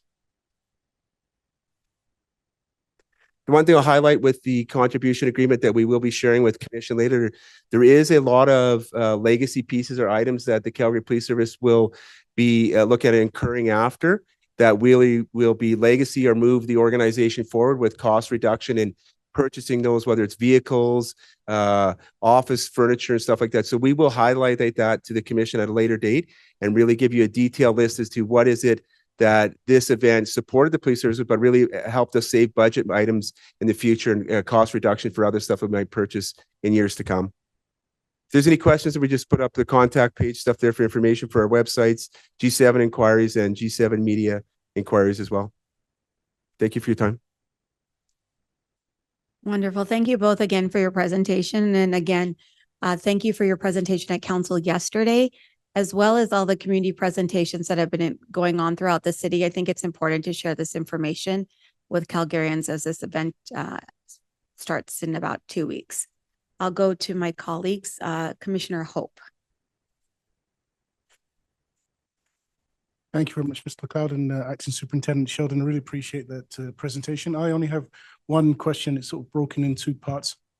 You spoke about the interest that people likely have around the airports and the designated zones whereby they would be able to stop and sort of view. Is there, the 2-part question is, one is, if there is an uptick in interest, is there sufficient room for sort of what do they call it, a fill-in spot for vehicles if they have to stop, because you've obviously going to be policing the no stopping. or is some consideration be given into sort of time limitations on how long people could be in the area before sort of moving out to enable other people to move in? Thank you, Commissioner, for your question. Two parts. The unfortunate part that we're in right now, even as law enforcement, because of the dignitaries coming in, we are only a police jurisdiction. We do not have the actual schedules of arrival times. So that will not be shared publicly. So the average person that's saying, I would like to know when this person's arriving to go see them land and what that looks like, we won't be afforded that ourselves to probably a few minutes out, just to ensure that we have that security footprint. So we won't be pushing that out, trying to advertise that to people. But if people are happen to be up by there and they happen to be there at that time, there will be locations that they could probably stop at. If it gets to an overflow situation, we will have ample law enforcement there to try to move some people around to make sure that we're not obstructing any of the movements that have to occur for people leaving, arriving, and again, with the contingents coming in. But we are not anticipating any messaging for us to be able to advertise saying any particular leaders arriving at this time. Thank you, Chair. So you're saying I cannot go look for Air Force One? Unfortunately, I guess not. Okay, got it. Commissioner Nyson Jordan. I think you have to look for his helicopter coming from Montana, but my question relates to, there was a note in the presentation that the energy forum was added on, that is from the 13th to the 15th. So my question relates to, when was that decision made that it was going to be added on? And that may be something that's federal, but does that pose any additional risks? And does it change the timing of your SEMA and your the time you actually start your incident command? Thank you for the question. And you are correct. I'm not aware of the exact date that it was added on, but what we have done is made sure that there is overlap. We're looking at all our resources for whether it's that, the stampede after, how are we ensuring that our members have ample rest and that we're not overworking them with this summit prior to or after. So all those are taken into consideration. The actual footprint of what they're putting on or the venue they're putting on, they still have to come to us with what resources would you like from the Calgary Police Service? Is that pay duty? What additional asks would come incurred by the Calgary Police Service for us to supplement and police that? We don't have all those details, but we're aware of those. We have us on the committees working with them to find out details. And it looks like this time is that there isn't anything that's large enough that's interfering with any of our pre-planned events. Okay, thanks. Commissioner Dideron. Hi. So do you have an idea of how many textiles we might be expecting?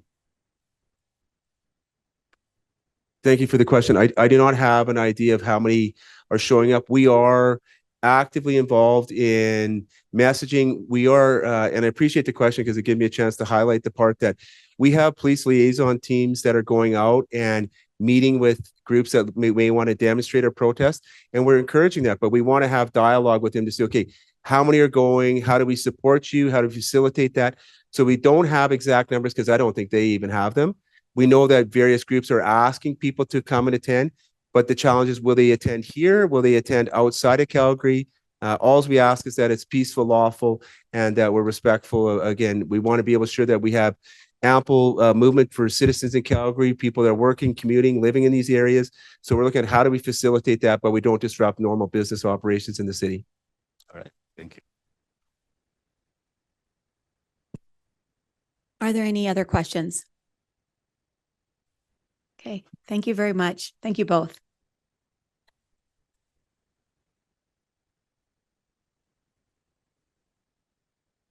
The next items on our agenda are two reports on crime trends. The first report covers what the investigative areas of the service are working to address, and the second report covers the trends frontline officers are addressing. Commissioners will get a chance to ask questions about both reports together after the verbal presentations. Please go ahead.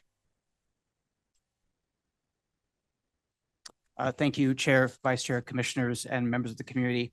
Mindful of the time and how much time is allotted, I'll keep my comments brief. You have a report that's been presented to you ahead of this meeting. I'd just like to acknowledge everyone who supported the recent transition of myself to the Bureau of Investigative Support. I've spent the last couple of weeks really becoming immersed in the work and have been impressed by the scope and breadth and depth of the expert work that's going on in that area. So just to complement the report that you have before you, as you may know, May is Sexual Violence Awareness Month. And so we have been purposeful in acknowledging the strength and resilience of survivors and reaffirming our commitment to ending sexual violence in our community. Members of the community will be aware that we've launched a large social media and awareness campaign that's been very successful. These campaigns are intended to reduce the stigma, challenge myths, and shift a bit of a public perception, reminding the community that sexual violence is never the victim's fault. We know through statistics and research that sexual violence is still underreported to police for many reasons, and we're trying to counter that narrative. Additionally, this month, some of our sexual assault investigative unit members received additional training to provide a trauma-informed response to survivors of sexual victims. We're training our officers to recognize the effects of trauma, and that on memory, recollection, and behavior when interviewing victims and affected people. We have been asked by this commission previously to kind of monitor trends over the summer season to see if there's an uptick in sexual assault reporting over the summer months. And while not statistically significant, oftentimes over the last 5 years, we do see a slight increase in the summer months. And so you'll recall that we had an educational campaign over the Christmas period, which was very successful, talking about consent. It was targeted to public spaces, bars, casinos, and other places that patients frequent. Over 1 million impressions over the 2-week holiday period at Christmas. So we'll be running that campaign again here in the next month to 6 weeks, relying on Director Nunn's team. We've talked a lot about working with partners to address domestic violence, and really proud to report on a couple of initiatives over the last month in the Bureau. Specifically last week, our domestic conflict unit participated in a meeting with the Women's Shelters Directors Network. For those who've been around for a little while, this used to be called the Domestic Violence Collective, and that's really leveraging partnerships in the community. There are about 20 organizations that contribute to this collective that can provide those wraparound and holistic supports to survivors of domestic violence. The goal is to come together, share the information, identify trends so we can work more purposefully in the prevention and intervention space. As well, just a couple of weeks ago, our domestic conflict unit worked with the community mobilizers and Deputy Daly's Bureau to educate and inform them about the work that we do in the domestic violence space. The idea is that as the city grows and becomes more diverse, where there is a risk of underreporting, our mobilizers can act as those advocates or ambassadors of communicating to vulnerable Calgarians, new Calgarians, about some of the resources that exist both within the service and externally as well. There was some conversation earlier about missing persons. So this past weekend on the 25th of May, we commemorated Missing Children's Day. Just by way of a little bit of data, last year there were over 2,500 children and youth that were reported missing, and all but 2 of them were reported within about 24 hours, so within a 1-day cycle. The remaining 2 were found within 2 days, which we're particularly proud of as well. We continue to work with the Missing Children Society of Canada. We know, again, through Deputy Daly's Bureau and the Community Safety Investment Framework, the Rescue app has been very successful in reuniting youth with their loved ones, and it's relied upon by our duty inspectors in the Real-Time Operations Center. And then, Chair, as you mentioned at the beginning of your report, just like to bring some focus to the Clearwater fraud file, the individual that was charged with defrauding numerous Calgarians and Albertans with purchasing recreational property. I had the privilege of speaking with the primary investigator on this file just a few days ago and learned that this file was about 2 years in the making. So it doesn't go without dedication, resolve, and perseverance to ensure that offenders like this are held accountable. And in this case, as we know, the individual is being remanded in custody up until an upcoming court date here in the next couple of weeks. We continue to monitor violent crime stats, which often aren't available on the public safety dashboard that we have. So as of yesterday, Calgary's recorded 19 shooting incidents to date.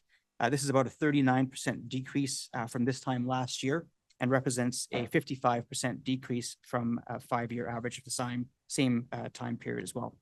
Those are my updates. Thank you.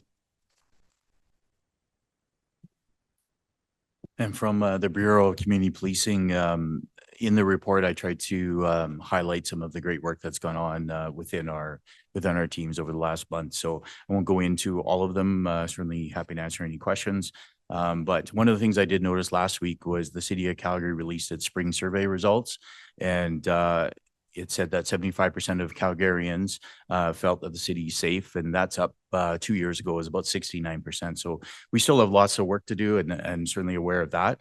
But I am encouraged by, and I am encouraged by that. And I certainly hope that not only our police officers, but our partners in this sector are also encouraged and they know that what they do matters and does make a difference. So I'm proud of our district teams. You've seen in the report lots of significant strides in disrupting prolific offenders, notwithstanding that they might be released quickly.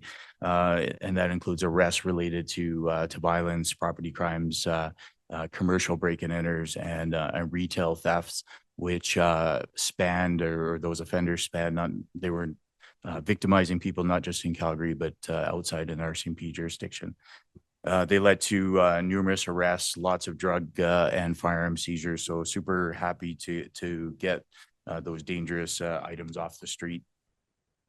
Also, will have noticed in the report that our commercial break-ins are up from last month. That's mostly or partially driven anyway by construction sites and the break-ins that we're seeing there, either to steal copper wire or other items. In talking to in particular, our District 8 community resource officers, and talking to businesses, what they were saying was that they were finding it very difficult to report these things. It was timely. Often there may not be a suspect, and we weren't necessarily getting the intel that we needed. And so one of the things that our CROs did in District 8 and in working with Director Nunn's team is came up with a program or a campaign called Nail It Down. And in there, it's a public education campaign for the people working at construction sites. But the other thing that they did was they looked at online reporting and they streamlined some of the things on online reporting. So now that makes it easier for somebody that has a construction site or a business to report those things. Obviously, we get that information, then we're able to adjust accordingly with patrols or whatever we needed to do. And then I know this will come next month, but just to signal ahead of that, the Safer Calgary initiative or Operation Certainty has wrapped up. Us, along with our community partners, are now looking to see what we can do to make sure that we continue to have a presence in the downtown core, especially along Stephen Avenue. So we'll be bringing some more back next month to the commission. Thank you. Thank you for those reports. Commissioners, questions or comments? I'll give you a couple minutes to think about if you have any, but in the meantime, I did have a couple of questions for Deputy Chief Rashid around, you mentioned around the domestic violence work, and I know that the service has done quite a bit in this in the community and working with your community mobilizers and the community at large. Going back to the sexual violence piece, are your community mobilizers, are they working in this area as well? Because in certain cultures, it's very delicate to report these crimes. And so I'm wondering if there's they get support in that intermediary area. And also, will you be translating this information that you're sending out? Yes, so both great questions, Chair. Thank you for those. In regards to number one, the training did encompass some signs and symptoms of how to report sexual violence as well. Again, we're relying on our community partners who are more fluent in providing those wraparound supports in a culturally competent way. Our mobilizers certainly aren't the panacea to solve those very complex crimes for Calgarians, but at least they know how to access the resources. And then your follow-up question, ma'am, in regards to the dissemination of literature around domestic violence. Yes, thanks to the great work that Director Nunn's team have done, any material that goes out with regards to that discipline has been translated into 11 languages on social media and conventional media as well. That's been going on for about 6 months, I believe. That's the sexual violence information going out too, will be translated? The domestic violence I can confirm, and I'll look to Director Nunn for the sexual violence material as well. I'm not sure about that piece, Chair. I'm literally just asking one of my folks, but I know our standard practice is to try and translate as many as possible in our general campaigns. So I'm confident this will be the case with this one as well, but I'll confirm. Great, thank you very much. And then the second question I had was around, as we approach summer and we approach Stampede, and we look at the fact that human trafficking does seem to increase around these times. Just curious if there is any proactive work that can be done around human trafficking, Stampede, or any sort of information that will be going out regarding that. Yeah, so we will be relentless in our pursuit of dismantling human trafficking in the city. I know that I met with the superintendent in charge of the area earlier this week, and we had that very same discussion. Absent the social media campaign, which I believe is going to be very successful, one of the things that we can do is bring training and awareness to the forefront for our members as well. And so we have partnered with a number of two organizations in Calgary specifically to see how we can standardize our training for all of our frontline members, especially those working in the violent crime suppression team, and those who are going to be taking pay duty or additional duty responsibilities over the stampede period. We believe it's important for them to have that exposure. Great. Thank you very much. Commissioner Hope. Thank you, Chair. And so I just have one question for actually both deputy chiefs, and it links quite nicely to the G7 discussion. Criminals being what they are, they believe that G7 offers the opportunity for decreased intention, particularly with the media and the public's attention on what's going to be on a fairly large scale. What kind of assurances can we sort of give Calgarians that there's going to be no diminishing in investigative support and sort of the frontline policing, and that it isn't going to be a cleanup situation after G7 is over?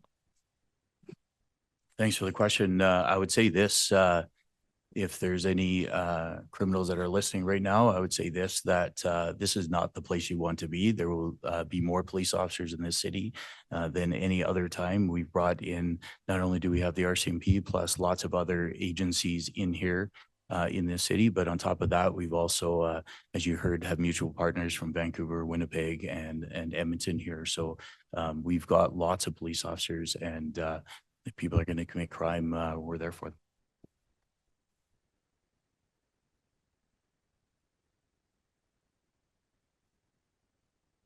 Thank you. Any other questions or comments? Okay, thank you for those reports.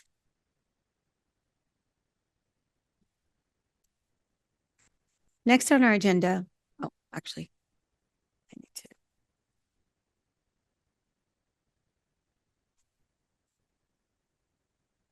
Need a motion to accept those reports, Commissioner Ogle and Commissioner Mallon. Anyone opposed? Great, thank you very much. Next on our agenda is an opportunity for commissioners who represent our commission on various external association and committees to share any information they think we need. There are no presentations, but do commissioners have any questions for any of the representatives? Commissioner Mallon. I represent the commission on AAPG, and I'm sorry I did not write anything about the conference, but I would add that with the support of Marcia and Graham, that the agenda this year was a lot more meaningful compared to last year. They had a presentation on drones, actually, in terms of the RCMP usage of them to coordinate their rural activity, and also a really good presentation on cyber stuff and the risks of cyber stuff. And I don't know if I remember enough to write anything up, but the conference was good this time. So last time I didn't think it was, but it's worthwhile for us to continue participating. It is a very rural group, and their interests are very rural, but certainly the speakers they got, like the one guy who spoke on cybersecurity or cyber stuff, he speaks like to NATO. So I said, I had to introduce him, and I said, well, now you can add to your resume, you spoke in Westlock. But it was very good. Commissioner Hansen. I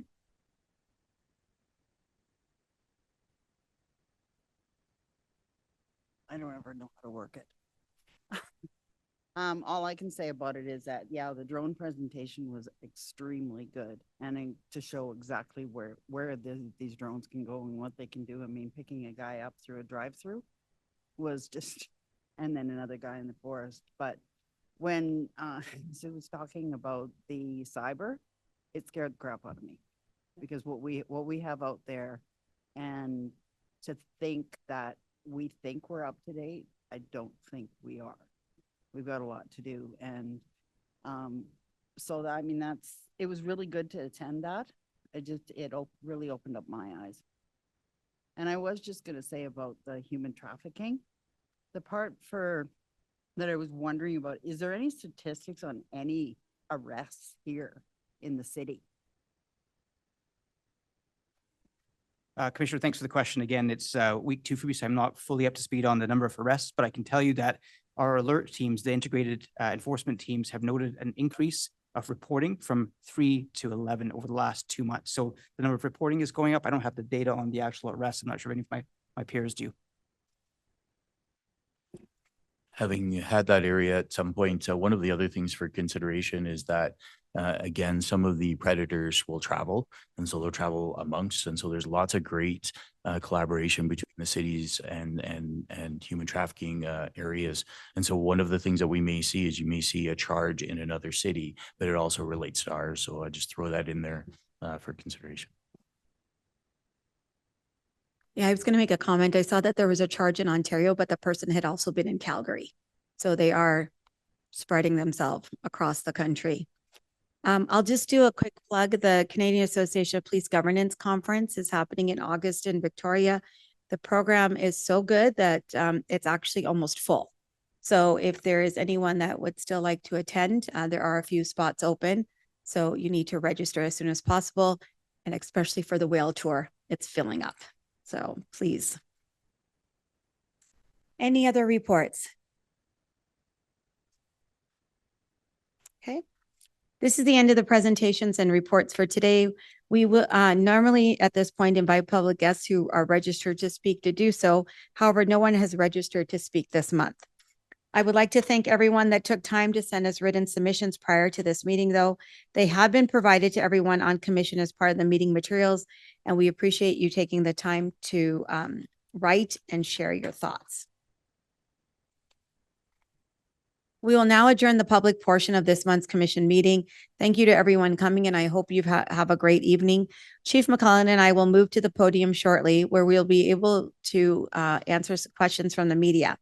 Everyone is welcome to stay and watch our media availability, but only recognized members of the media will be able to participate. For commissioners and members of the service participating in the in-camera portion of our meeting, we'll take a break before continuing. Please keep this room quiet until the media availability is finished. And if you are joining remotely, please remember to rejoin using the in-camera link. Thank you very much.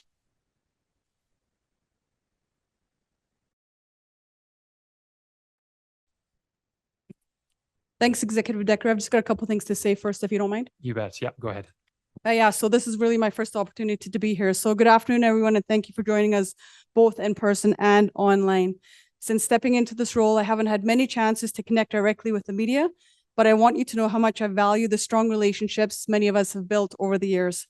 I'm committed to keeping those lines of communication open and will be setting up more time to speak with you in the very near future.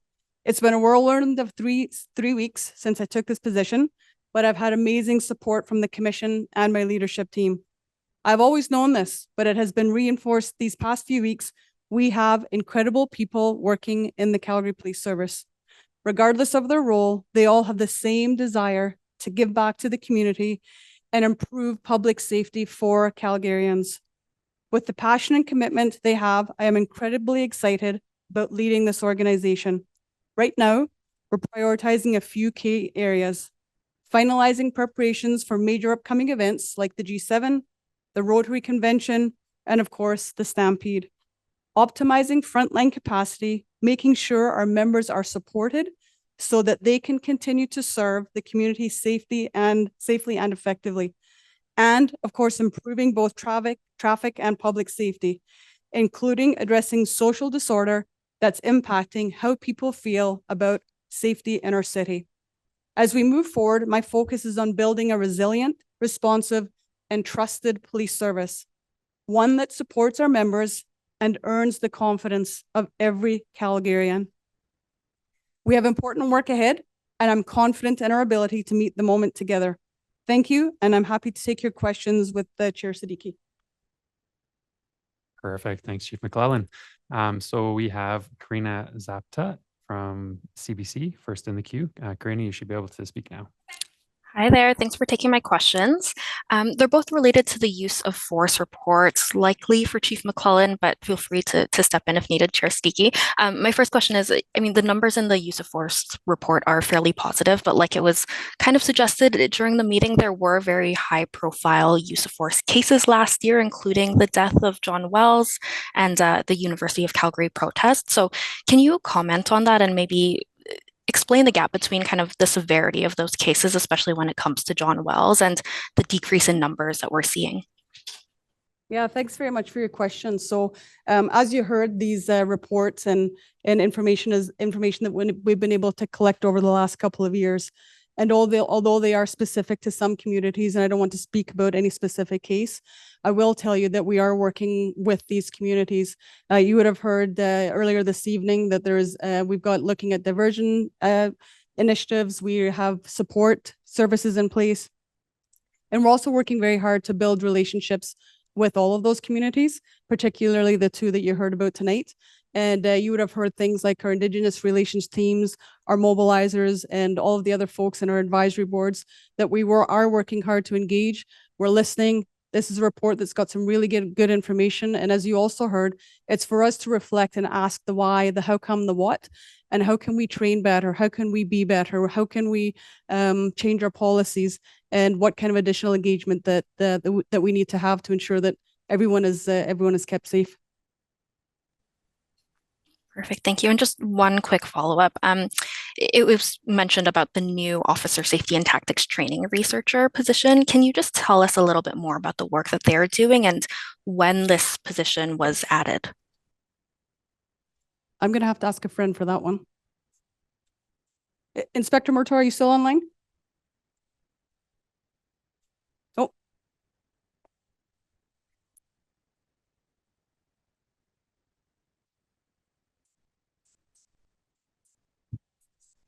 I've just been told that this individual was just hired last year and he's from Australia and comes with a wealth of experience and knowledge, and we're tapping into that as he starts off in his role.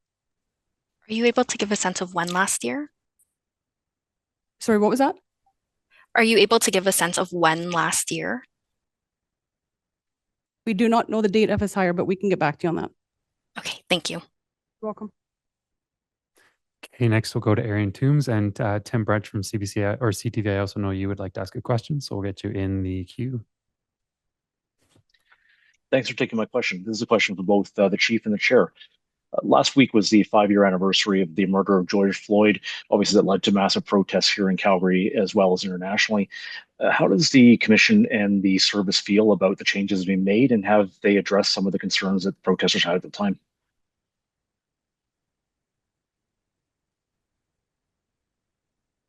Well, I'll say that there's always work that can be done to improve the work that the service is doing. I will say that the service has been very open to hearing comments from commission and the community on how to improve upon that. So since the 5 years, there's been lots of strides made in the equity and diversity inclusion areas of the service, as well as the community mobilizers that were put in place to support this work as well as the great outreach that the service has done in the community to connect with diverse communities and have conversations with them. And the commission has been supporting that work as well.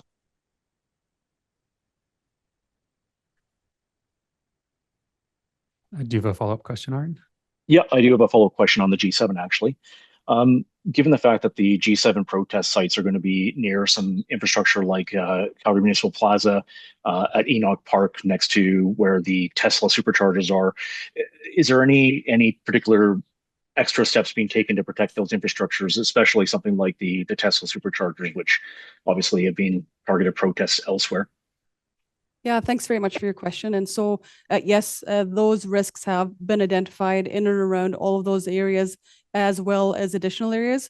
We have identified what we potentially think might and may happen, and we are confident that we have mitigated all of those risks, particularly with respect to your infrastructure question.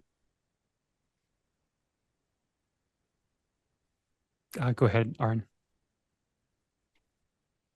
If you have another question.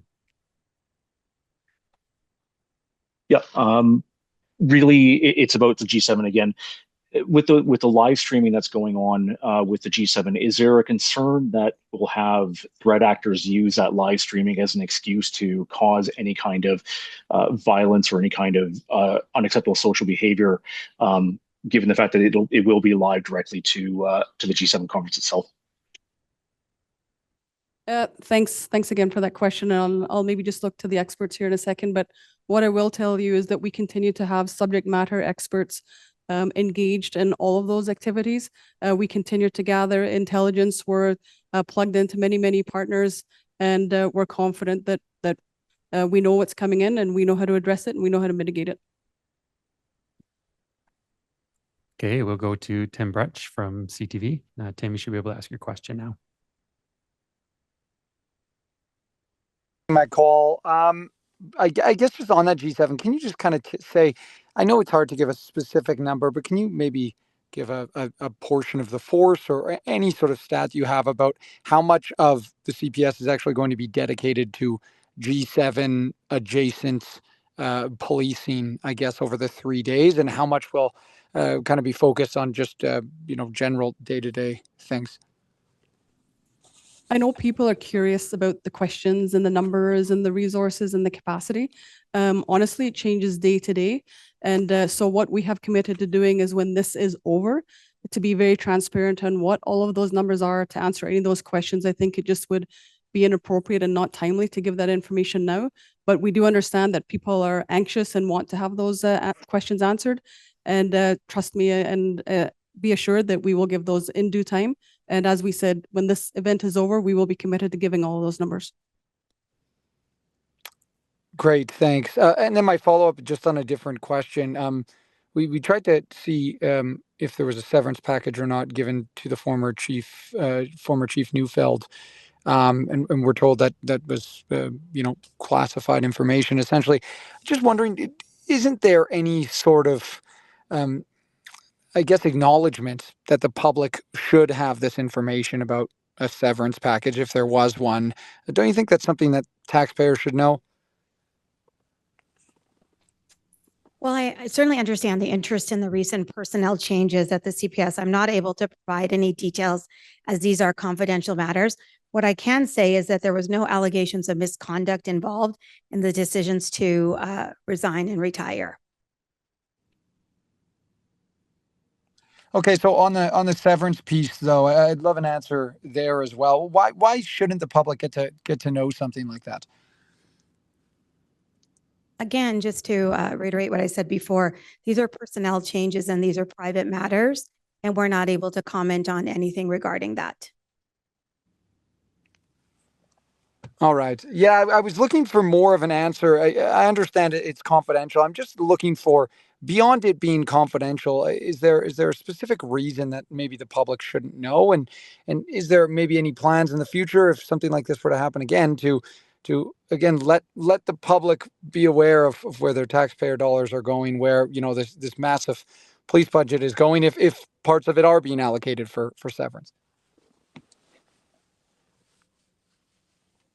I think what I would say again, that there was no misconduct involved and that, as we have mentioned publicly before, this was a leadership change that occurred. And so those are very private details when it comes to matters pertaining to any of those areas that you just mentioned. And it is a personnel thing. So no, it will not be mentioned at this time and probably not in the future also. Great. Okay. Okay, Karina, I see your hand is up. Do you have another round? Yes, just one, maybe one or two more questions. Back to the use of force report. I'm just curious why this data doesn't include severity of use of force incidents, and if this is something CPS and the Commission is considering adding. I can imagine it's complex, but.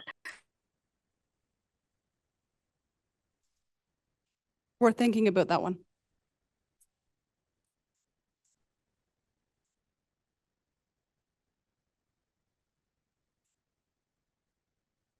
So what I've been told is that it does include that, but with respect to the in-depth question that you're getting at, we don't have that detail. Okay, sounds good. And then just one last question. The report, touches on that race-based data. It says Indigenous and Black people remain overrepresented. There is also a piece about the numbers of females being involved are climbing. I guess what work is being done to get those numbers down? Yeah, thanks. And you might have heard a bit of it earlier on. And so it is a specific number, and it's important that we put that into context. You might have heard a story, or maybe not, told earlier by, I think it was Deputy O'Brien, where there were some individuals that young women that had come into the core, and there was some criminal activity that had occurred, but our members, along with their social workers, were able to provide resources to those individuals. And so it's always about reaching out to see how we can stop the behavior, how we can support them, what other resources we can bring into a system. In addition to those, as I mentioned earlier, we do have our other resources internally through our Indigenous Relations team, our advisory boards. We're doing as much as we can to get out into the community, have those conversations, speak with families, speak with folks in the city to see what more we can do. But we know that we try to do things differently when we learn about different things nationally and internationally. But for now, I think we're doing a lot of good engagement, and we continue to provide those resources to those specific individuals when appropriate and when we can. Thank you. Okay, perfect. I don't see any other hands up, so we are done. Thank you everyone for coming tonight.